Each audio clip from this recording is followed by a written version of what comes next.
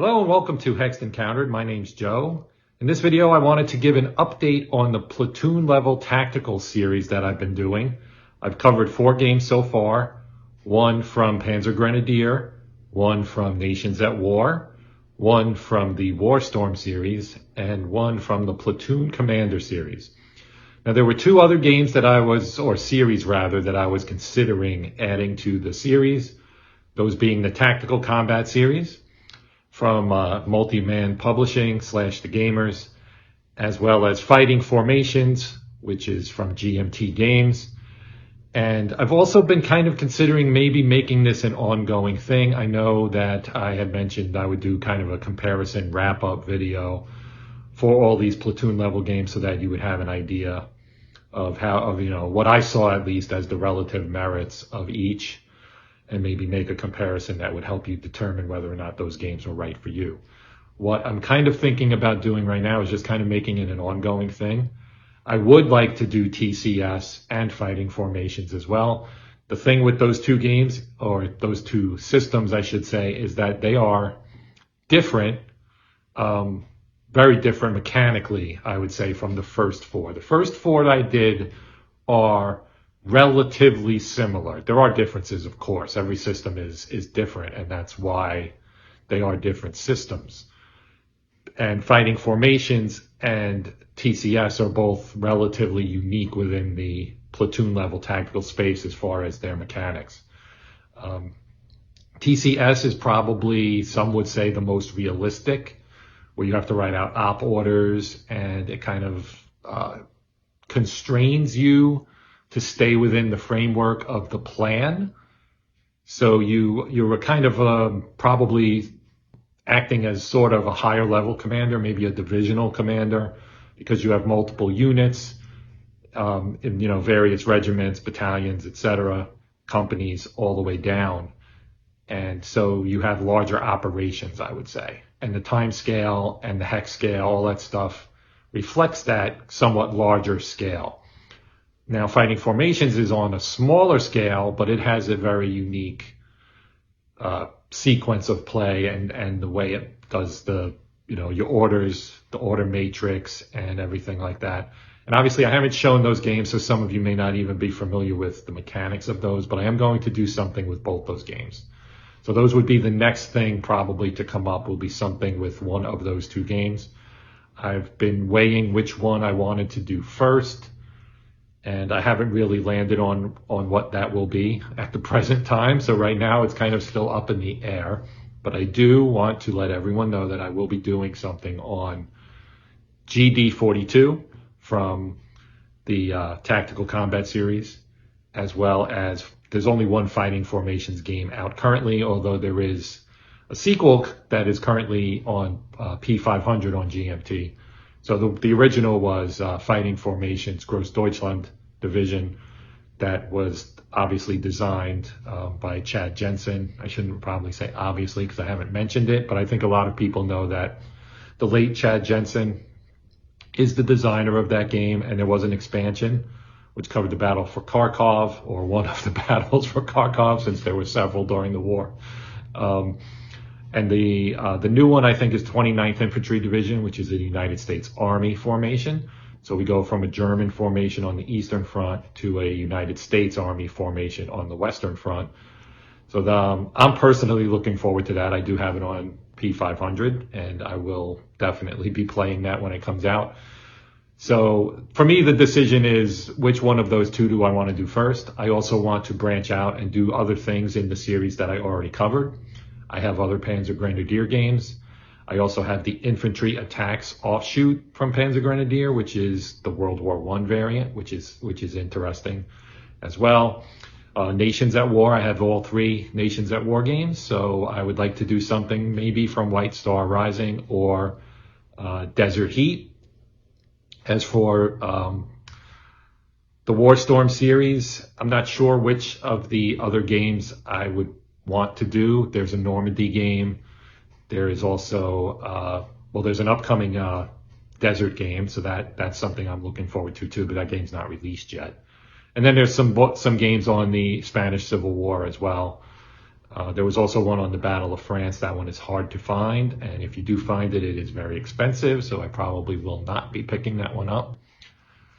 But, and Platoon Commander. So Platoon Commander, there are other games.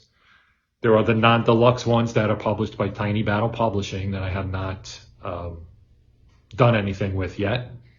There's also The Long Road, which is the kind of World War III futuristic one, or not futuristic, alternate history game that actually incorporates some supernatural elements. So I know that's probably not going to be everybody's, what everybody's interested in. There will be people that will be like, no, I don't want to deal with any of that supernatural stuff.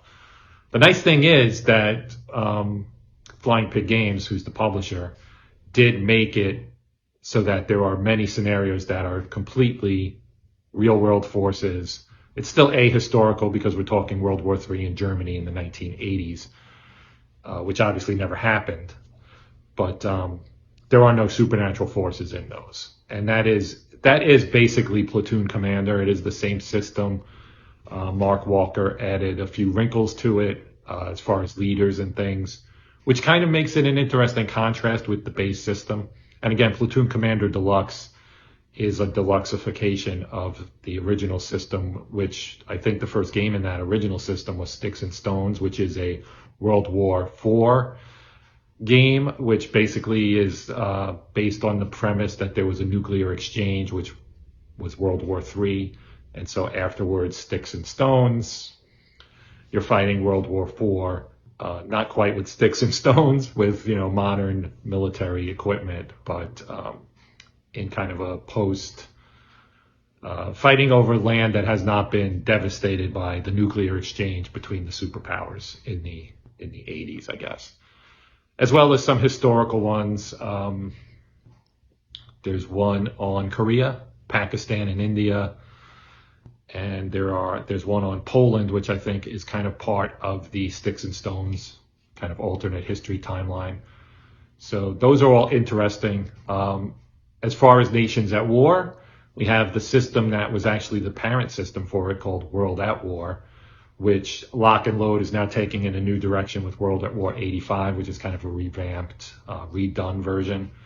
I have several games from the original series, and I would like to do something with those because I haven't done it.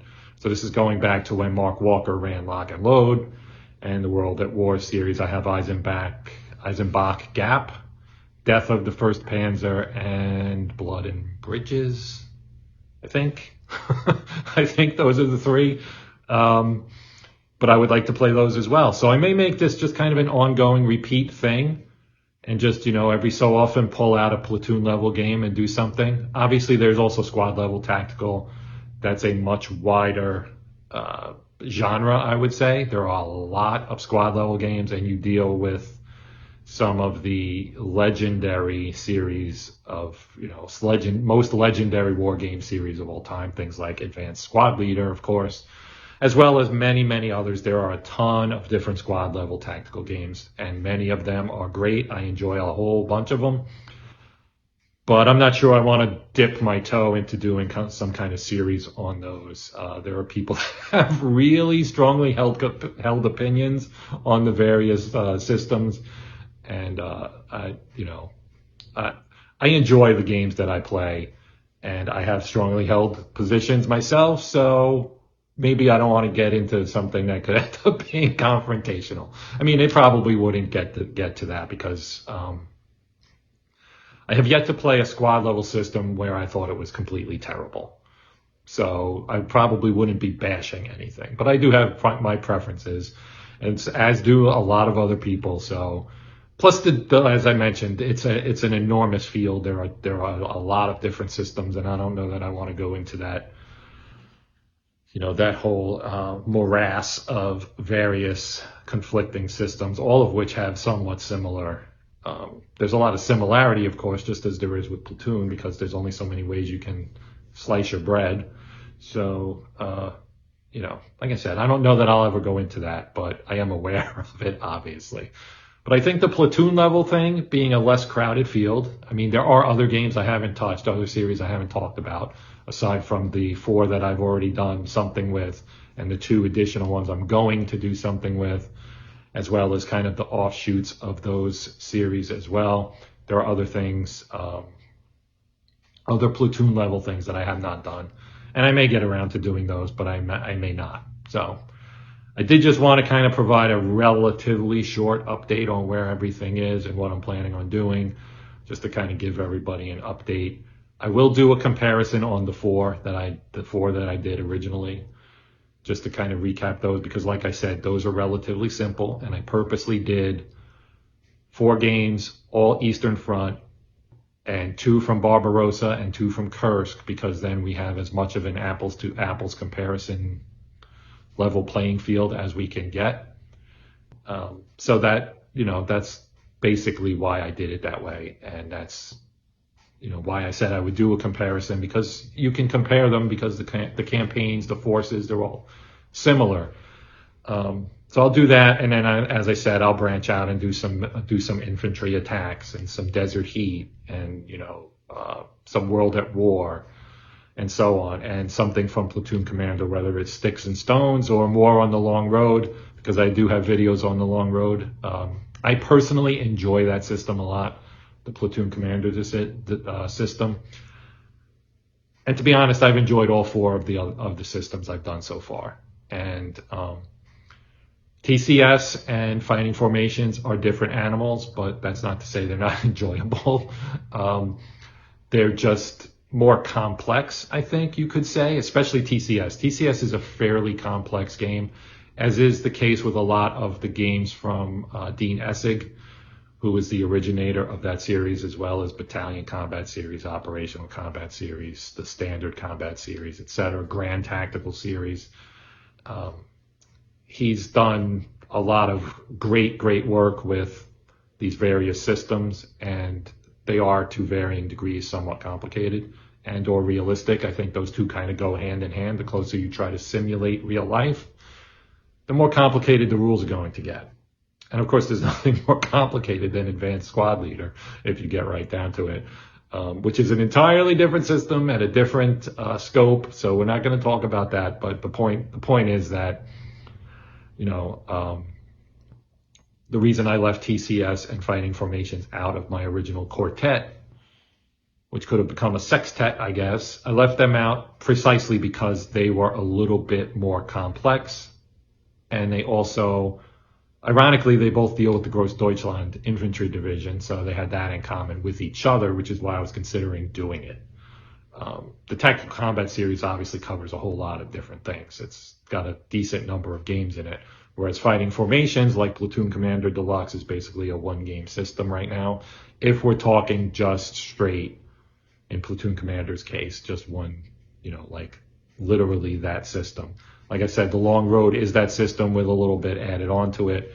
And then, of course, you have the other system, the non-deluxe version, which is basically the same thing. It's just that the components aren't as fancy because it's from Tiny Battle and not Flying Pig.